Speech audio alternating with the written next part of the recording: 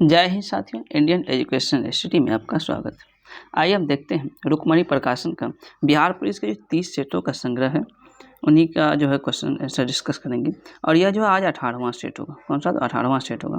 आइए चलते हैं क्वेश्चन सेशन की ओर। पहला क्वेश्चन है, इनमें से कौन सा एक दबाव समूह की विशेषता नहीं है? तो दबाव समूह, सबसे पहले दबाव समूह की विशेषता में लॉबिन हित, संभालन, राजनीतिक नेताओं को प्रभावित करना आदि सम्मिलित है। एक व्यक्ति कई दबाव समूह का सदस्य हो सकता है, जबकि एक व्यक्ति केवल एक ही दल का सदस्य होता है। तो दबाव समूह और दल में यह अंतर है। दबाव समूह का मुख्य कार्य सत्ता दल पर किसी कार्य को पूरा करने हेतु दबाव डालना है। और दबाव समूह शब्द का उद्भव सबसे पहले कहाँ था? संयुक्त राज्य अमेरिका में हुआ था। भारत में दबाव समूह के अनेक वर्ग हैं। उदाहरण के लिए व्यवसाय समूह है, व्यापार समूह, खेतीहर समूह है, पेशेवर समूह और छात्र संगठन तथा धार्मिक संगठन, यह सब दबाव समूह के मुख्य संगठन हैं। तो कह रहा है कि दबाव समूह की विशेषता कौन सा नहीं है? ये बी नंबर जो है, चुनाव में सहभागी, ये बिल्कुल दबाव समूह की विशेषता नहीं है।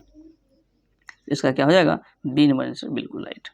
नेक्स्ट है, निम्नलिखित में से किस प्रक्रिया के दौरान बहुत मात्रा में ऊर्जा बाहर निकलते हैं? तो कौन सी प्रक्रिया के दौरान बहुत से मात्रा में ऊर्जा बाहर निकलते हैं? इसका क्या हो जाएगा? यानी कि डी, वायु शोषण, यानी कि एरोबिक रेस्पिरेशन। तो क्या हो जाएगा? इसका डी हो जाएगा। शोषण में अंदर की गई वायु में नाइट्रोजन 78.09%, ऑक्सीजन 21% होता है, जबकि कार्बन डाइऑक्साइड 0.03% होता है। और श्वसन जब छोड़ते हैं इसमें नाइट्रोजन, तो वही 78.09%, यानी कि नाइट्रोजन में कोई चेंज नहीं होता है। ऑक्सीजन 17% हो जाता है और कार्बन डाइऑक्साइड 4% छोड़े गए श्वास के द्वारा वायु में होता है। नेक्स्ट है, जब किसी वस्तु को C और F के बीच रखा जाता है तो अवतल दर्पण में उसका जो है आकृति कहाँ पर बनेगा? इसका क्या हो जाएगा? अवतल दर्पण में आकृति C के बाद बनेगा। तो कहाँ बनेगा? केंद्र के बाद। ऐसी अवस्था में प्रतिबिंब वास्तविक उल्टा और बड़ा तथा C के बाद, यानी कि जो है वक्रता केंद्र के बाद जो है बनता है। नेक्स्ट है, वस्तु आघात वर्धनीय और कोमल होते हैं क्यों? तो वस्तु जो आघात वर्धनीय और कोमल होते हैं क्यों? तो ये जो इसका क्या हो जाएगा? धातु के परमाणुओं की परतें एक दूसरे पर फिसल सकती है, इसलिए क्या हो जाएगा? इसका बी नंबर बिल्कुल सही है। धातु आघात वर्धनीय और कोमल होती है क्योंकि धातु के परमाणुओं की परतें एक दूसरे पर फिसल सकती है। धातु में चमक होती है, जिसे धातु चमक भी कहते हैं। ऐसे तत्व जो इलेक्ट्रॉन को त्याग कर धनायन प्रदान करते हैं धातु कहलाते हैं। अपवाद में हाइड्रोजन को छोड़ दिया जाए तो धातु में जो है प्रायः तनु अम्लों में हाइड्रोजन विस्थापित करती है। तांबा तनु हाइड्रोजन अम्ल के साथ अभिक्रिया नहीं करती है। मानव द्वारा प्रयोग में लाया गया प्रथम जो धातु तांबा ही था और धातुओं को आवर्त सारणी में बाएं भाग में रखा जाता है।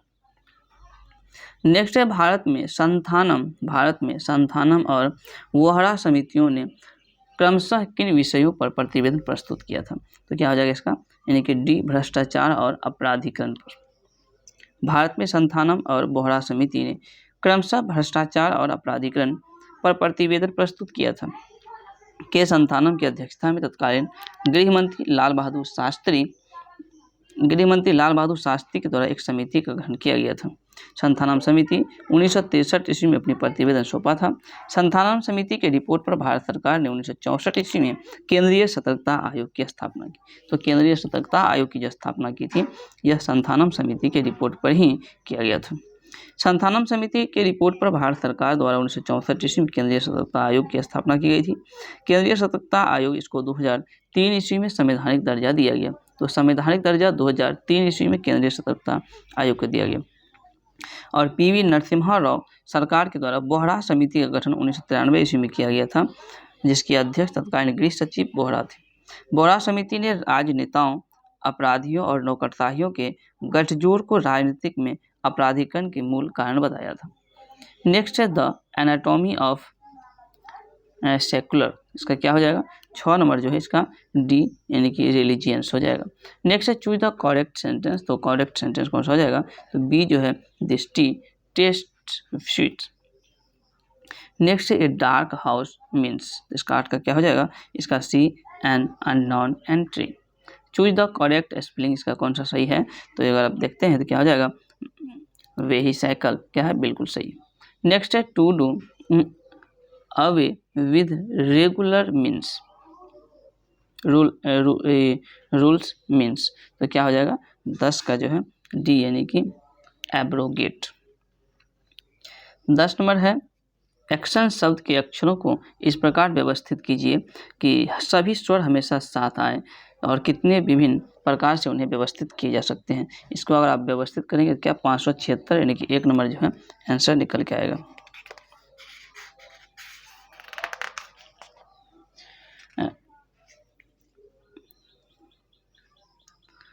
नेक्स्ट क्वेश्चन है एक बॉक्स में 12 संतरे हैं जिनमें ऐसे 5 पके नहीं हैं, 5 जो है पका नहीं है। बॉक्स में से यदि 4 संतरे बेतरतीब उठाए जाते हैं तो कम से कम 1 संतरा अनपका होने की संभावना क्या होगी। प्रोबेबिलिटी का क्वेश्चन है, इसको अगर आप हल करते हैं तो क्या 1 नंबर निकल के आएगा। नेक्स्ट है बिंदु 1 3 3 0 0 -4 और 4 1 कितने जो है शीर्ष है, तो कुल कितने इसके शीर्ष हो जाएंगे। इसका जो कुल एक यानी कि वर्ग हो जाएगा, किसके शीर्ष है, यानी कि वर्ग के ये शीर्ष है। तो इसको अगर आप हल करेंगे तभी बुझा क्या आएगा, बीच की दूरी निकालने पर जो है सभी बराबर आएगा। नेक्स्ट है यंग यूरोप की स्थापना किसके द्वारा की गई थी। यंग यूरोप, इसकी स्थापना मैजनी के द्वारा किया गया था। यंग यूरोप की स्थापना मैजनी। यंग यूरोप की स्थापना 1834 ईस्वी में जोसेफ मैजनी ने किया था। मैजनी ने मार्सेई में यंग इटली की स्थापना 1831 ईस्वी में किया था। लाला लाजपत राय को यंग इटली से प्रभावित थे लाला लाजपत राय और गैरिबाल्डी, मैजनी और काउंट ने काबूल ने इटली का एकीकरण का जनक कहा जाता है। इटली के एकीकरण का जनक मैजनी, गैरिबाल्डी और काबूल को कहा जाता है। नेक्स्ट है अटल नव प्रवर्तन यानी कि इनोवेशन मिशन किसके अधीन स्थापित किया गया था। यह जो स्थापित किया गया था नीति आयोग के अधीन, नीति आयोग के अधीन इसका स्थापना किया गया था। नीति आयोग जिसकी स्थापना भारत सरकार के द्वारा योजना आयोग के स्थान पर किया गया था 1 जनवरी 2015 ईस्वी को। तो नीति आयोग 1 जनवरी 2015 ईस्वी को नीति आयोग की स्थापना किया गया था। नीति आयोग इसका फुल फॉर्म है national institution for transforming India, इसका फुल फॉर्म हो गया। नीति आयोग सरकार के थिंक टैंक के रूप में सेवाएं प्रदान करने के साथ उसे निर्देशात्मक एवं नीतिगत गतिशीलता प्रदान भी करते हैं। नेक्स्ट दोस्तों क्रिया के मूल रूप को क्या कहा जाता है। क्रिया के मूल रूप इसको क्या कहेंगे, तो धातु। क्रिया के मूल रूप को धातु कहते हैं। नेक्स्ट है इनमें से कौन सा तत्भव है। तत्भव कौन सा हो जाएगा, तो डी पत्ता क्या है, एक तत्भव शब्द।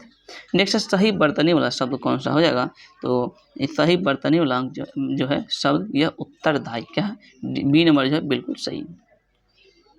नेक्स्ट है निम्न में से किस शब्द में अ जो है उपसर्ग नहीं है। अ उपसर्ग, उपसर्ग जो किसी शब्द में पहले लगता है और प्रत्यय बाद में, तो अ जो है उपसर्ग किसमें नहीं आ जाएगा, तो यह जो है अकथ में भी है, अभेद, अचूक, अनुज में जो है अ उपसर्ग नहीं होता है। अनुज में क्या होता है, अनु उपसर्ग होता है, इसलिए अ नहीं होगा। नेक्स्ट है इनमें से कौन सा द्रव्यमान जो है ये द्रववाचक संज्ञा। द्रववाचक संज्ञा कौन सा हो जाएगा दोस्तों, यह जो है दूध क्या है, एक द्रववाचक संज्ञा, दूध क्या द्रव है। नेक्स्ट है निर्धनता का दुष्चक्र की अवधारणा किससे संबंधित है, तो निर्धनता की दुष्चक्र यह अवधारणा अर्थशास्त्री रैगनर नरकसे से है। यह 1 नंबर बिल्कुल सही हो जाएगा।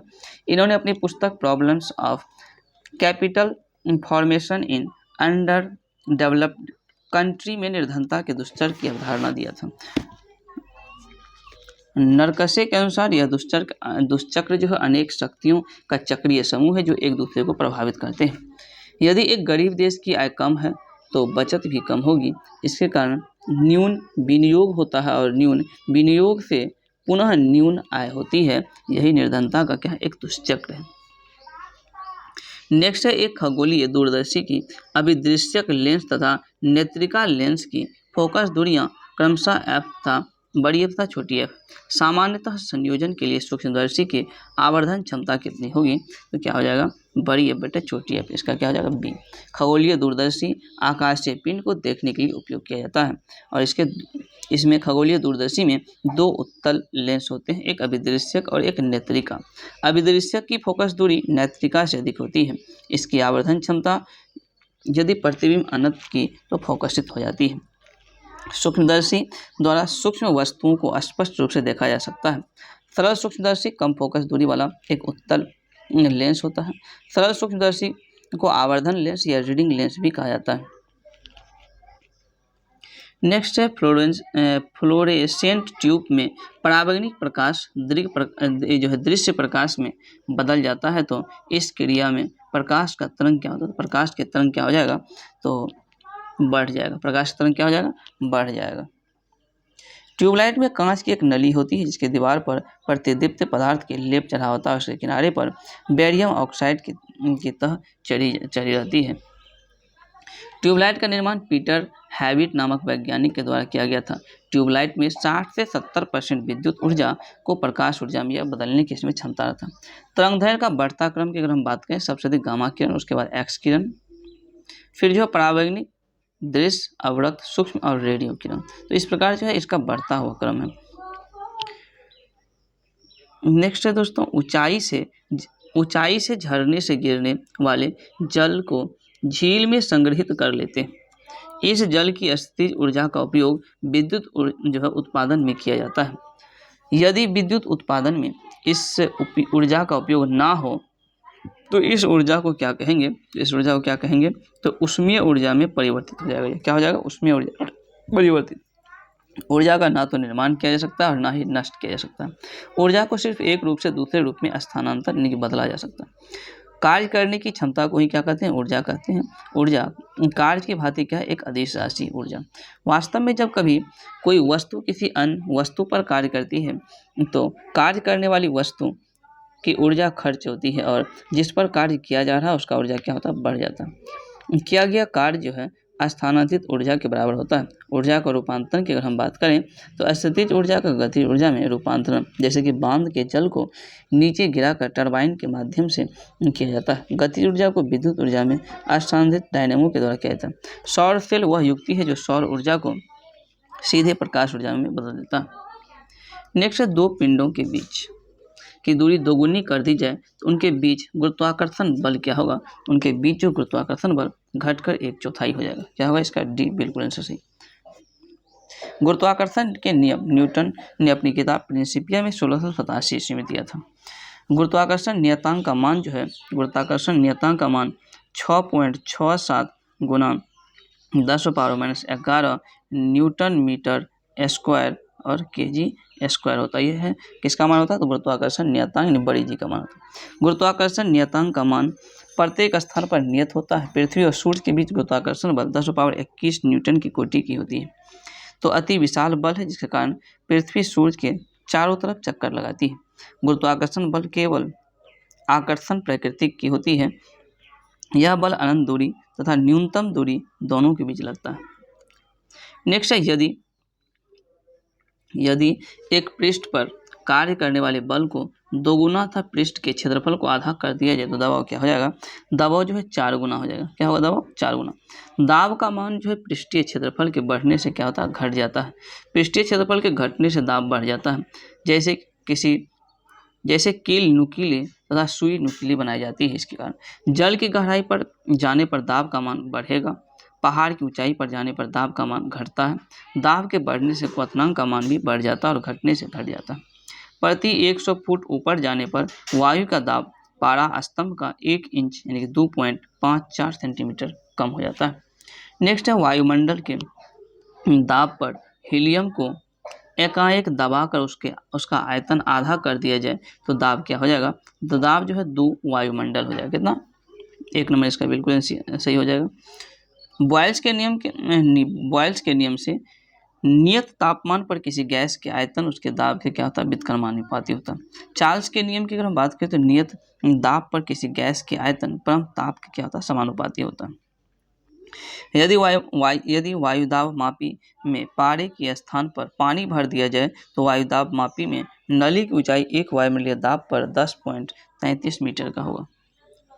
नेक्स्ट है, किसी भौतिक राशि को माप कर उसे NU द्वारा व्यक्त किया जाता है जहां n संख्यात्मक मान है और u क्या है? मात्रक है। तो सही संबंध क्या हो जाएगा? इसका जो है D यानी कि n समानुपाती 1/u हो जाएगा। बिल्कुल सही है।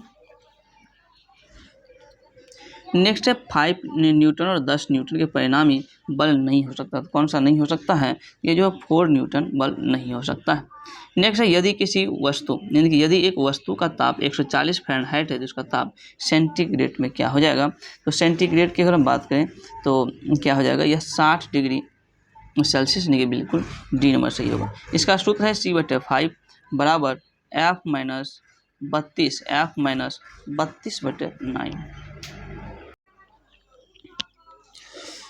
ऊष्मा के प्रवाह की दिशा तापमान बताता है और तापमान वस्तु की उष्णता या ठंडकपन को बताता है।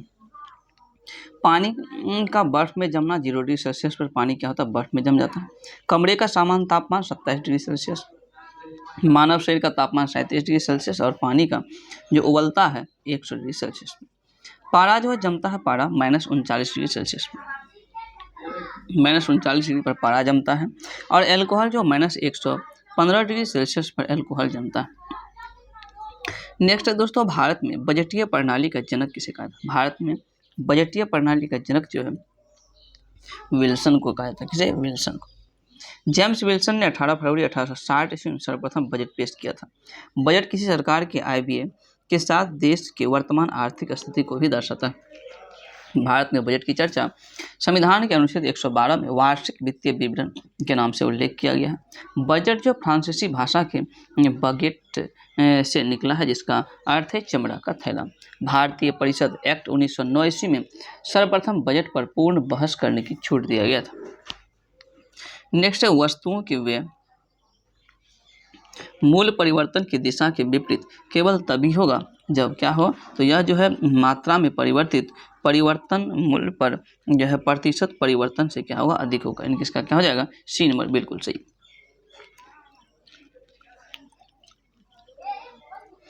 नेक्स्ट है मंत्रिपरिषद का कोई भी सदस्य संसद के किसी सदन का सदस्य ना होते हुए भी मंत्री पद पर कितने समय तक रह सकता है? तो मंत्री पद पर कितना समय तक? तो यह जो है 6 माह तक रह सकता है। 6 माह के अंदर सदस्यता ग्रहण करनी होती है, नहीं होने पर उसके मंत्री पद छोड़ना पड़ेगा। कोई व्यक्ति एक बार में मंत्री रहते हुए यदि 6 माह के अंदर सदन का सदस्य नहीं बनता है तो दोबारा मंत्री बनने से पूर्व सदन का सदस्य होना अनिवार्य है। मंत्रिपरिषद का प्रधान प्रधानमंत्री होता है। मंत्रिपरिषद सामूहिक रूप से लोकसभा के प्रति उत्तरदायी होता है और हालांकि व्यक्तिगत रूप से अगर हम बात करें तो राष्ट्रपति के प्रति उत्तरदायी होता है। मंत्री 3 प्रकार के होते हैं, कैबिनेट मंत्री, राज्य मंत्री और एक उप मंत्री होता है। नेक्स्ट है भारत के उन उपराष्ट्रपतियों का नाम बताएं जो निर्विरोध निर्वाचित हुए थे। तो निर्विरोध राष्ट्रपति उपराष्ट्रपति है, निर्विरोध उपराष्ट्रपति तो डॉक्टर सर्वपल्ली राधाकृष्णन हो जाएगा पहला में। उसके बाद M हिदायतुल्लाह और शंकर दयाल शर्मा, इसलिए 1 नंबर जो है बिल्कुल सही है। संविधान के अनुच्छेद 63 में उपराष्ट्रपति पद की व्याख्या की गई है और संविधान में उपराष्ट्रपति से संबंधित प्रावधान कहाँ से? तो यह अमेरिका के संविधान से लिया गया। कहाँ से? तो अमेरिका के संविधान से। संविधान में उपराष्ट्रपति के संबंध में प्रावधान अमेरिका से लिया गया है। भारत के उपराष्ट्रपति राज्यसभा का पदेन सभापति होता है और इनका कार्यकाल 5 वर्ष का होता है। राष्ट्रपति कार्यकाल 5 वर्ष का। उपराष्ट्रपति बनने के लिए न्यूनतम आयु सीमा 35 वर्ष होनी चाहिए। न्यूनतम आयु सीमा 35 वर्ष। भारत के एकमात्र राष्ट्रपति नीलम संजीव रेड्डी थे जो निर्विरोध राष्ट्रपति चुने गए थे।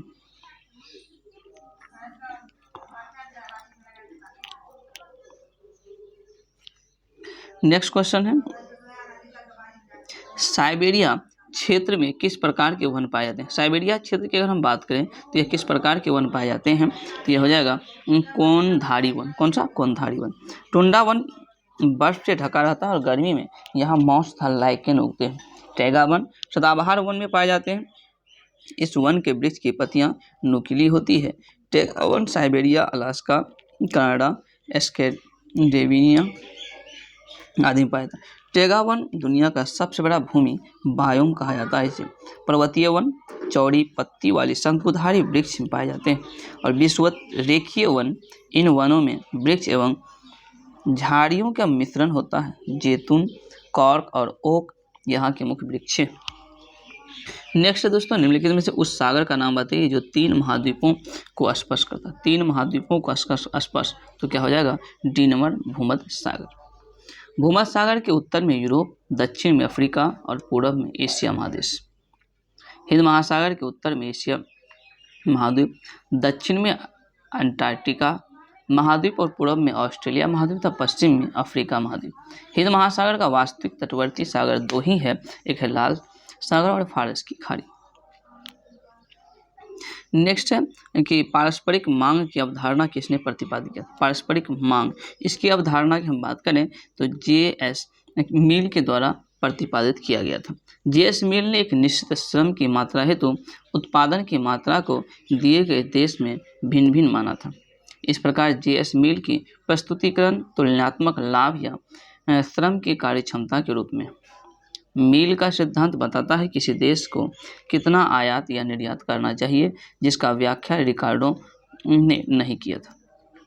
लोथल किसके लिए स्थित है? लोथल जो कहाँ स्थित है? तो लोथल की हम बात करें तो खंभात की खाड़ी में स्थित है। लोथल से फारस की मोहर और चावल का भी प्रमाण प्राप्त हुए हैं। लोथल हड़प्पा सभ्यता में सबसे परिपक्व अवस्था के प्रमाण प्राप्त हुए हैं। हड़प्पा सभ्यता का एकमात्र स्थल धोलावीरा है जो त्रिस्तरीय दीवारों से घिरा हुआ था।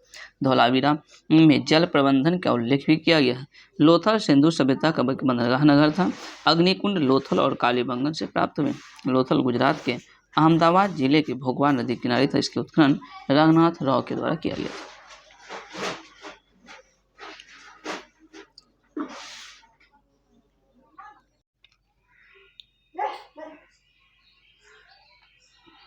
ऋग्वेदिक 10 राजाओं का युद्ध यानी कि 10 राग के युद्ध जो है किस नदी के तट पर लड़ा गया था? तो ये क्या हो जाए? परुष्णी नदी। 1 नंबर बिल्कुल सही है। ऋग्वेद में 25 नदियों का उल्लेख, कितना? तो कुल 25 नदी का उल्लेख है ऋग्वेद में। पूर्वी किनारे पर सिंधु नदी की सहायक नदी वितस्ता, झेलम, अस्किनी जिसको चिनाब कहा जाता, परुष्णी यानी कि रावी नदी, शतुद्री जिसका वर्तमान नाम सतलज है और बिपाशा इसका वर्तमान नाम ब्यास नदी है। 10 राजाओं के बीच युद्ध का तत्कालीन कारण भरत कुल के राजा सुदास द्वारा विश्वामित्र के स्थान पर वशिष्ठ को राजपुरोहित बनाना था। इस युद्ध का मूल कारण रावी नदी के तट के वितरण या बंटवारा से था। विश्वामित्र के नेतृत्व में 10 राजाओं के संघ को सुदास ने पराजित किया था। बिपाशा नदी के तट पर इंद्र ने उषा को पराजित किया था। तो बिपाशा नदी के तट पर इंद्र ने उषा को पराजित किया था। ऋग्वेद में सरस्वती नदी सबसे पवित्र नदी माना गया है। गिफिन वस्तु के लिए एंजिल वक्र क्या होता है? तो गिफिन वस्तु के लिए यह ऋणात्मक ढाल होता है। क्या होगा इसका? 1 नंबर बिल्कुल सही है।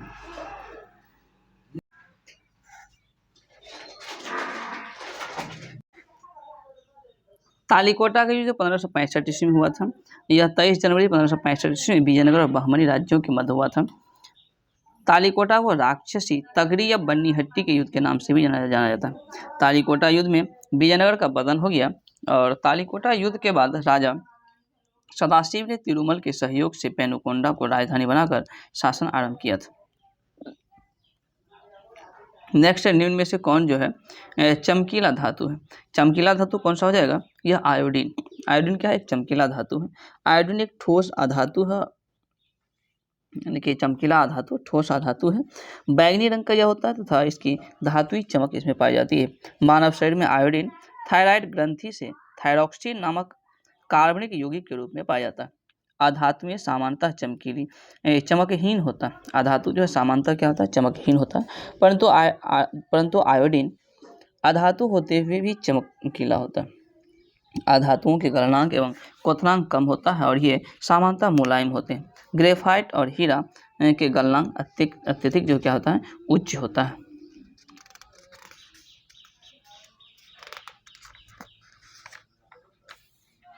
हीरा सबसे कठोर प्राकृतिक पदार्थ है। हीरा क्या है? सबसे कठोर। अधातु विद्युत का अचालक होता है, परंतु ग्रेफाइट कार्बन के अपरूप या विद्युत का सुचालक होता है। ब्रोमीन ऐसे अधातु है जो द्रव की अवस्था में पाया जाता है। नेक्स्ट है दोस्तों, नया मोटर वाहन संशोधन अधिनियम कब मोटर वाहन अधिनियम में संशोधन किया गया था? यानी कि नया मोटर वाहन संशोधन अधिनियम कब से मोटर वाहन अधिनियम में संशोधन है? तो यह जो है कब से है? यह हो गया 1988 ईस्वी से।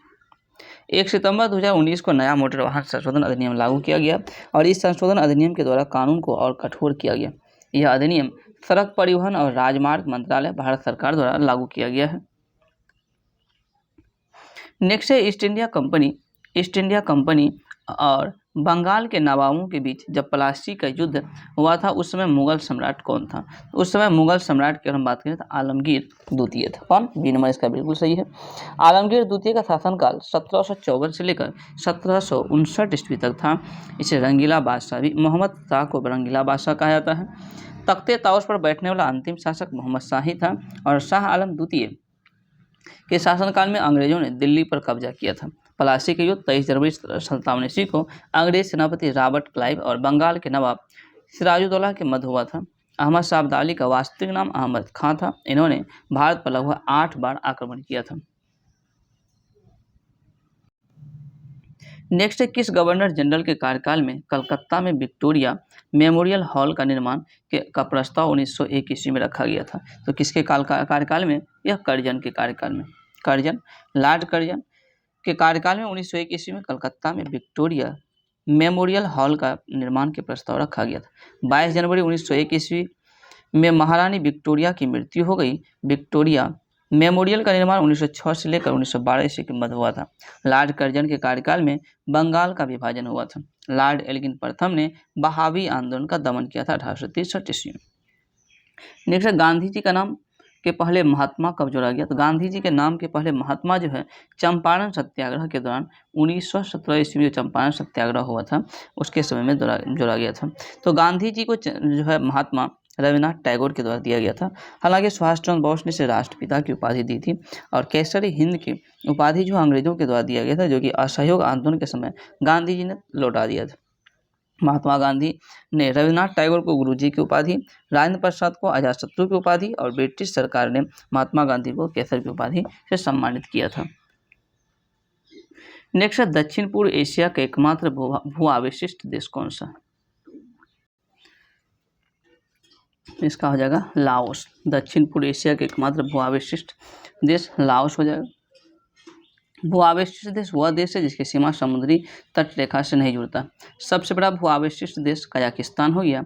दोहरे भू अवशिष्ट देश लिंचेस्टीन और उज्बेकिस्तान हो गया। एशिया का जो स्थल रुद्ध देश है वह है Laos, Turkmenistan, Afghanistan, Nepal, Bhutan, Mongolia, Kazakhstan, Uzbekistan, Kyrgyzstan, Kazakhstan और अजरबैजान। दक्षिण अमेरिका में केवल बोलिविया और पराग्वे लैंडलॉक देश है। नेक्स्ट है ध्रुवीय क्षेत्रों में चलने वाली अति प्रबल और बर्फीली पवनों को क्या कहा जाता है? तो क्या हो जाएगा? ये बर्फीली तूफान कहा जाता है। क्या? बर्फीली तूफान। नेक्स्ट इनमें से कौन सी गैस जो है हवा से हल्की होती है? तो हवा से हल्की कौन सी हो जाएगा? यह हाइड्रोजन गैस हवा से हल्की है। इसका घनत्व वायु के घनत्व का 1/4 भाग होता है। यह रंगहीन, गंधहीन और स्वादहीन गैस है। सभी गैस में इसका घनत्व निम्नतम होता है और यह ज्वलनशील गैस है। नेक्स्ट है कैक्टस में पाया जाने वाला जो है कंटक जो है कौन सा होता है? यह कैक्टस में क्या हो जाएगा? इसका सी यानी कि रूपांतरित पत्तियां। कैक्टस में तना हरा, चपटा और कभी कभी गोल होता है। यह जीरोफाइटिक लक्षण प्रदर्शित करता है। कैक्टस वायवीय तना का एक रूप है कैक्टस। नेक्स्ट है सदाबहार वन पाए जाते हैं कहाँ? तो सदाबहार वन की अगर हम बात करें, यह जो विषुवतीय क्षेत्र में पाए जाते हैं। सदाबहार वन विषुवतीय क्षेत्र में पाए जाते हैं। विषुवतीय क्षेत्र का विस्तार मुख्यतः 10 डिग्री उत्तरी और 10 डिग्री दक्षिणी अक्षांशों के बीच स्थित है। इसमें पाए जाने वाले वन के पेड़ कठोर लकड़ी वाले तथा सदापर्णी होते हैं और प्रमुख जो है पेड़ महोगनी, रोजवुड, आबनूस, रबर आदि होते हैं। नेक्स्ट कौन सी गैस एक परमाणु होती है? तो उत्कृष्ट गैस एक क्या होता है? परमाणु उत्कृष्ट गैस। कौन सी? उत्कृष्ट हो जाएगा। तो उत्कृष्ट गैस कौन सा है? यह रेडॉन जो है क्या? एक उत्कृष्ट गैस है। इसका 1 नंबर बिल्कुल सही है। उपयुक्त विकल्प में रेडॉन एक परमाणु की गैस है। रेडॉन को छोड़कर अन्य सभी उत्कृष्ट गैस वायुमंडल में पाई जाती है। रासायनिक अभिक्रिया के कारण इन्हें प्रायः प्राप्त करना दुर्लभ होता है। इन्हें दुर्लभ गैस भी कहा जाता है। आवर्त सारणी के समूह 18 में रखे गए तत्वों को उत्कृष्ट गैस कहा जाता है। तो समूह 18 में रखे गए जो है तत्वों को क्या कहा जाता है? उत्कृष्ट गैस कहा जाता है। तो helium, neon, argon, krypton, xenon और रेडॉन उत्कृष्ट गैस है। उत्कृष्ट गैस की खोज रेले और रैमजे के द्वारा किया गया था। नेक्स्ट है पाक जल संधि जो है, पाक जल संधि कहाँ स्थित है? तो यह स्थित है भारत और श्रीलंका के मध्य। कहाँ? भारत और श्रीलंका के मध्य। पाक जल संधि मंदार की खाड़ी और बंगाल की खाड़ी को जोड़ती है। डोबर संधि इंग्लिश चैनल और उत्तरी सागर को जोड़ती है। पाक जल डमरू मध्य भारत को श्रीलंका से अलग करता है। सुमत्रा द्वीप जो है भारत को इंडोनेशिया से अलग करता है। भारत के ग्रेट निकोबार द्वीप को ग्रेट जो है चैनल अलग करता है। मालदीव लक्षद्वीप के दक्षिण भाग में स्थित है। नेक्स्ट है स्टोरेज बैटरी में कौन सी धातु प्रयुक्त होती है?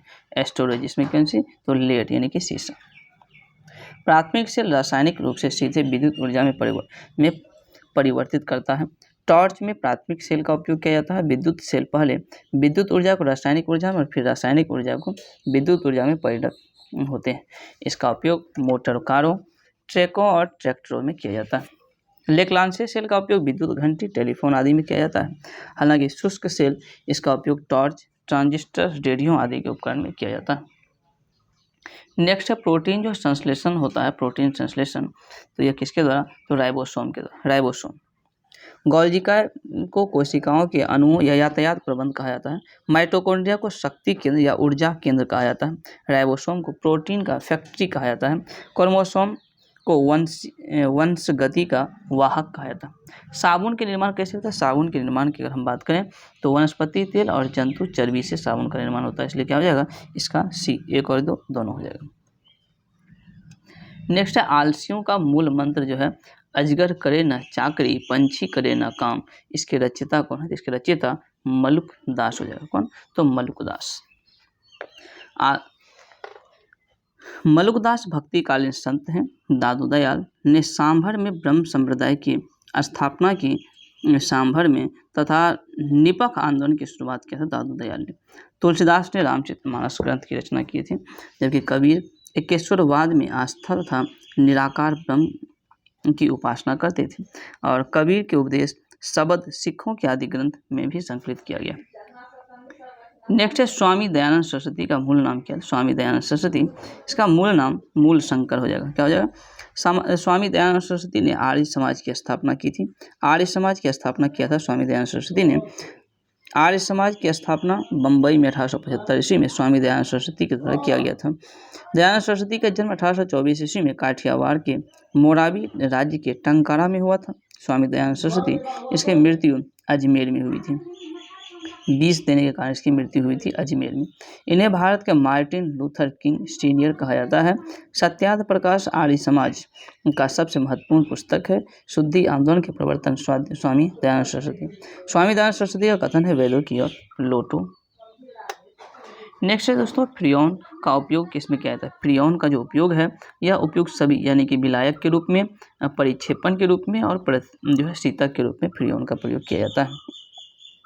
नेक्स्ट है भारतीय संविधान में मौलिक अधिकारों का उल्लेख करते हुए निम्नलिखित में से किस देश का अनुसरण जो है किया गया? तो कौन सा देश हो जाएगा? अमेरिका का अनुसरण किया गया। ब्रिटेन के संविधान से भारतीय संविधान के संसदात्मक प्रणाली, एकल नागरिकता, प्रशासनिक ढांचा, विधि का शासन, विधि निर्माण की प्रक्रिया आदि लिया गया। आयरलैंड के संविधान से नीति अनुसक्ता तो लिया गया है। अमेरिका के संविधान से मौलिक अधिकार तब लिया गया। नेक्स्ट है राज्यसभा के सदस्यों के लिए आयु जो है कितनी है? राज्यसभा के सदस्य के लिए, तो राज्यसभा के सदस्य के लिए इसका बी नंबर बिल्कुल सही यानी कि 30 वर्ष हो जाएगा। भारतीय संविधान के अनुच्छेद 80 में राज्यसभा के गठन का प्रावधान किया गया। ऐसे याद रख सकते हैं सरला। संसद की चर्चा अनुच्छेद 19, राज्यसभा 80, लोकसभा 81। तो क्या है? राज्यसभा क्या हो जाएगा? अनुच्छेद 80 में चर्चा राज्यसभा किया गया। राज्यसभा का गठन 3 अप्रैल 1952 ईस्वी को किया गया था। राज्यसभा के में वर्तमान में 225 राज्यों से, 8 संघ शासित प्रदेशों से और 12 सदस्य राष्ट्रपति द्वारा मनोनीत की जाती है। ये टोटल 245 सदस्य वर्तमान में है। राज्यसभा में सदस्यों की अधिकतम से अधिकतम 250 हो सकती है। राज्यसभा एक अस्थायी सदन है जो कभी भंग नहीं होता है। उपराष्ट्रपति राज्यसभा के पदेन सभापति होते हैं और उपराष्ट्रपति को शपथ ग्रहण जो है राष्ट्रपति के द्वारा दिलवाया जाता है। नेक्स्ट है राष्ट्रपति लोकसभा का कार्यकाल पूर्ण करने से पूर्व भंग कर सकता है किस स्थिति में? तो यह जो प्रधानमंत्री की सलाह पर राष्ट्रपति लोकसभा को कार्यकाल से पूर्व भंग कर सकता है। राष्ट्रपति अनुच्छेद 85 के उपबंध का प्रयोग करते हुए लोकसभा को भंग करते हैं। अनुच्छेद 75 में के अनुसार राष्ट्रपति प्रधानमंत्री की नियुक्ति करेगा। अनुच्छेद 75 में चौधरी चरण सिंह एकमात्र ऐसे प्रधानमंत्री रहे जो कभी लोकसभा में उपस्थित नहीं हुए। विश्वास मत प्राप्त करने से पूर्व त्यागपत्र देने वाले प्रधानमंत्री विश्वनाथ प्रताप सिंह थे और सबसे कम दिन प्रधानमंत्री का कार्यभार संभालने वाले प्रधानमंत्री अटल बिहारी वाजपेयी थे जो मात्र 13 दिन तक प्रधानमंत्री रहे थे।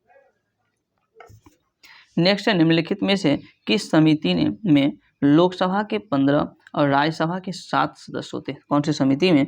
यह हो जाएगा उपयुक्त सभी, यानी कि कौन कौन से? सरकारी उपक्रम समिति, लोक लेखा समिति और विज्ञान तथा प्रौद्योगिकी समिति में।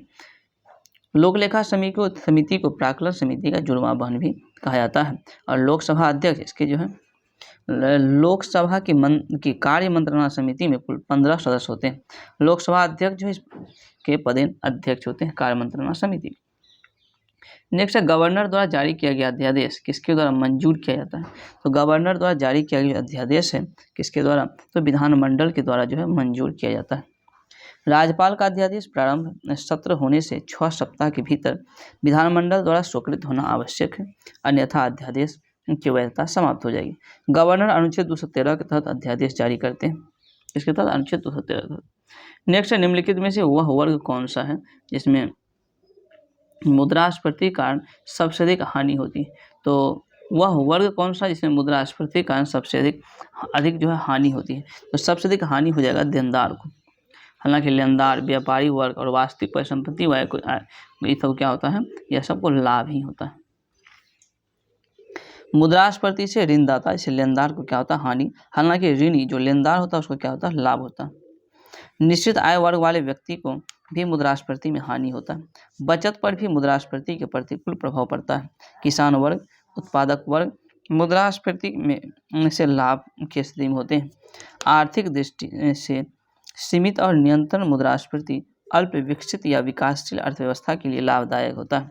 मुद्रास्फीति की अस्थायी तौर पर नियंत्रित करने के लिए मुद्रा आपूर्ति में कमी का प्रयोग किया जाता है। नेक्स्ट है, दलाल स्ट्रीट कहाँ स्थित है? तो दलाल स्ट्रीट कहाँ हो जाएगा? यह जो है मुंबई में स्थित है। कहाँ पर? मुंबई में। दलाल स्ट्रीट जो है शेयर बाजार को कहते हैं। मुंबई दलाल स्ट्रीट मुंबई के शेयर बाजार को कहा जाता है। वॉल स्ट्रीट न्यूयॉर्क के शेयर बाजार को कहा जाता है। और बॉम्बे स्टॉक एक्सचेंज इसकी स्थापना 1875 ईस्वी में किया गया था और नेशनल स्टॉक एक्सचेंज 1992 ईस्वी में स्थापना किया गया था। नेक्स्ट है, माद इसका ज्ञात करने के लिए कहा दिया हुआ शब्द है। तो माद बराबर क्या होता है? चरों के योग बटे चरों की संख्या। क्या हो जाएगा? संख्या। इस पर आप हल करेंगे टोटल सबको जोड़ करके क्या आएगा? सी यानी कि 2.1 निकल के आएगा। नेक्स्ट है, यदि 575 कंचों की तन्वी और अनीस के बीच इतना अनुपात में बांटा गया था, अनवीस को कितना कंचे प्राप्त होंगे? तो इसका क्या हो जाएगा? बिल्कुल सी। नेक्स्ट है, एक त्रिभुज जिनकी भुजाओं की लंबाई 7, 24 और 25 सेंटीमीटर है, तो अंततः वृत्त की त्रिज्या क्या होगा? 71 का क्या हो जाएगा? सी। नेक्स्ट है, यदि एक वस्तु को 13% हानि और 14% लाभ पर बेचा जाता है, दोनों के मूल्य के अंतर कितना है? तो 162 रुपये है, तो क्रय मूल्य कॉस्ट प्राइस क्या हो जाएगा? तो 172 का इसका क्या हो जाएगा? बिल्कुल डी नंबर 6। नेक्स्ट है दोस्तों, tan square theta minus cot square theta ये किसके बराबर हो जाएगा? तो यह जो है 1 - 1 यानी कि क्या हो जाएगा? इसका डी नंबर 6। नेक्स्ट है, x + 2y × x² + 4y² - 2x ये किसके बराबर हो जाएगा? तो यह जो है x³ + 8y³ के बराबर हो जाएगा। नेक्स्ट है, एक आंकड़ा दिया हुआ और बहुलक तथा माध्य का पूछा गया। इसका क्या हो जाएगा? 75 का अगर आप हल करते हैं तो 2.5 हो जाएगा। नेक्स्ट है, निम्न में से कौन सा समूह वाचन संख्या नहीं है? तो वाचक जो संज्ञा नहीं है, तो इसका क्या हो जाएगा? D number. यानी कि दौड़ क्या है? वाचक संज्ञा नहीं है। हालांकि सभा, कक्षा, भीड़ ये क्या है? वाचक संज्ञा। नेक्स्ट है, वह आप ही चला यानी कि वह जो है आप ही चला गया। यहाँ आप सर्वनाम के किस भेद का उदाहरण है? तो कौन से भेद का उदाहरण हो जाएगा? पुरुषवाचक का हो जाएगा। 1 नंबर बिल्कुल सही है। नेक्स्ट है, उसने कटोरा भर दूध पिया। वाक्य में अव्यय कौन सा है? तो अव्यय कौन सा हो जाएगा? भर। सी नंबर बिल्कुल सही। नेक्स्ट है कजाकिस्तान के अस्ताना में एशियाई कुश्ती चैंपियनशिप 2023 में पुरुषों की 57 kg फ्री स्टाइल श्रेणी में स्वर्ण पदक किसने जीता था? तो स्वर्ण पदक जो जीता था कौन? तो यह हो जाएगा अमन सहरावत। बी नंबर बिल्कुल सही है। नेक्स्ट है ऑपरेशन अप्रैल 2023 में चलाया गया ऑपरेशन कावेरी। क्या ऑपरेशन कावेरी जो है यह क्या हो जाएगा? सूडान में फंसे अपने नागरिकों को वापस लाने के लिए भारत का बचाव अभियान है ऑपरेशन कावेरी। नेक्स्ट है विश्व पृथ्वी दिवस कब मनाया? विश्व पृथ्वी दिवस की हम बात करें तो 22 अप्रैल को विश्व पृथ्वी दिवस, 22 मार्च को विश्व जल दिवस और 22 मई जैव विविधता दिवस मनाया जाता है। नेक्स्ट है निम्न में से कौन सा पादप जो है वृद्धि निरोधक हार्मोन है? वृद्धि निरोधक हार्मोन, इसका क्या हो जाएगा? डी नंबर, यानी कि एब्सिसिक अम्ल जो है वृद्धि निरोधक हार्मोन है। एब्सिसिक अम्ल पादप वृद्धि और पादप उपापचय निरोधक का काम करता है। यह कोशिका विभाजन को रोकता है और इसे वृद्धि निरोधक हार्मोन कहा जाता है। नेक्स्ट है कौन सी कोशिका ग्लूकागोन नामक हार्मोन को स्रावित करती है? तो ग्लूकागोन नामक हार्मोन को स्रावित करती है यह अल्फा कोशिका हो जाएगा। इसका क्या हो जाएगा? एक नंबर बिल्कुल सही है, अल्फा यह कोशिका। नेक्स्ट ऑपरेशन फ्लड किससे संबंधित है? ऑपरेशन फ्लड यह दूध उत्पादन से संबंधित ऑपरेशन फ्लड। तो ऑपरेशन फ्लड जो है दूध उत्पादन से संबंधित है। ऑपरेशन फ्लड का संबंध दूध से है, जिसे श्वेत क्रांति भी कहा जाता है। इसका उद्देश्य जो है दूध उत्पादन में वृद्धि करना। श्वेत क्रांति सज्जनक को वर्गीज कुरियन कहा जाता है। ऑपरेशन फ्लड 3 चरण में पूरा किया गया था। प्रथम चरण 1970 से 80 के बीच रहा था। प्रथम चरण 1970 से 80 के बीच, द्वितीय चरण 1980 से 85 और तृतीय चरण 1986 से 96। तो कुल 3 चरण में ऑपरेशन फ्लड का कार्य पूरा किया गया था। ऑपरेशन फ्लड के कारण विश्व में सबसे बड़ा दूध उत्पादक देश भारत बना। राष्ट्रीय दूध दिवस जो है 26 नवंबर को राष्ट्रीय दूध दिवस मनाया जाता है, 26 नवंबर। नेक्स्ट इनमें से कौन सा एक फल है? तो फल कौन सा हो जाएगा? भिंडी क्या एक फल है? हालांकि आलू, मूली, शकरकंद ये सब क्या आ जाएगा? फल नहीं। फल एक परिपक्व अथवा पूर्णतः निर्मित अंडाशय है जिसका निर्माण निषेचन के उपरांत होता है। नेक्स्ट है ग्लोब पर भारत की स्थिति किन जो है उत्तरी अक्षांशों के बीच स्थित है? जैसा क्या हो जाएगा? सी के 8 डिग्री 4 मिनट और 37 डिग्री 6 मिनट उत्तरी अक्षांशों के बीच स्थित है। नेक्स्ट है इनमें कौन जो है मिट्टी पौधों के लिए सबसे अधिक उपयुक्त है? पौधों के लिए सबसे जो उपयुक्त मिट्टी हो जाएगा यह दोमट अर्थात मध्यम आकार के कर्णों वाली मिट्टी हो जाएगा। इसका सी बिल्कुल सही है। भारत की जो मुख्य मिट्टी जलोढ़ मिट्टी है। भारतीय कृषि अनुसंधान परिषद ने मिट्टी को कुल 8 वर्गों में बांटा। कितने वर्गों में? कुल 8 वर्गों में भारतीय कृषि अनुसंधान परिषद के द्वारा मिट्टी को बांटा गया था। मिट्टी के अध्ययन पेडोलॉजी कहा जाता है। लाल और पीली मिट्टी में अम्ल और पोटाश की मात्रा अधिक पाई जाती है, जबकि इसमें नाइट्रोजन, फास्फोरस, मैग्नीशियम और ह्यूमस की कमी होती है। लाल मिट्टी का लाल रंग आयरन ऑक्साइड की उपस्थिति के कारण होता है।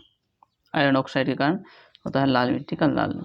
नेक्स्ट है नारियल, काजू, रबर के पेड़ अधिक कहाँ पाए जाते हैं?